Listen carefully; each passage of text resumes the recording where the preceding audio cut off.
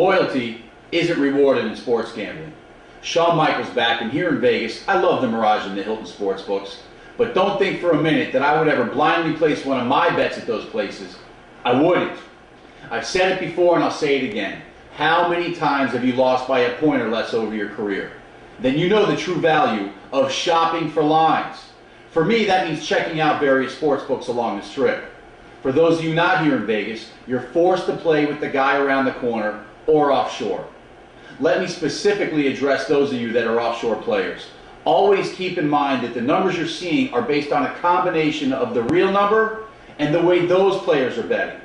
You see, a bookie's goal is to promote two-sided action. So if a sports book is getting hammered on one side of a matchup, they've got to move that line. The same thing happens here in Vegas, but there's two key differences between Vegas and offshore. First, here in Vegas, you've got thousands of bettors making wagers, where at some offshore books, the numbers are substantially smaller.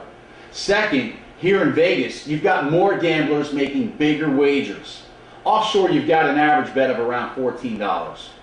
The fact is that at some of the smaller offshore sports books, those without massive client bases, you'll sometimes find lines that are way out of whack.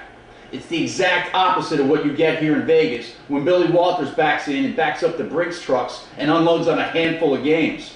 So what happens when you find disparity in numbers? You shop around for the best price. If you're betting the favorite, you might have to look elsewhere. If you're betting the dog, you might have found Nirvana. And let's not forget that one famous offshore place that always inflates the favorites. I can't mention their name, but you know who I'm talking about. My advice to you is to use them. Don't be used by them.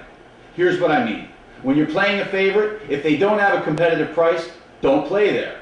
But if you're playing an underdog, take advantage of their generosity and grab the extra hook or full point. You see, rather than paying for it elsewhere, you're getting it for free. So take advantage when you can.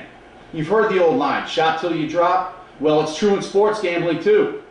That's why you've got to give yourself adequate time to make your wagers once you've settled on your picks for the day. Once again, Shawn Michaels reminding you that when it comes to sports gambling, you better shop around.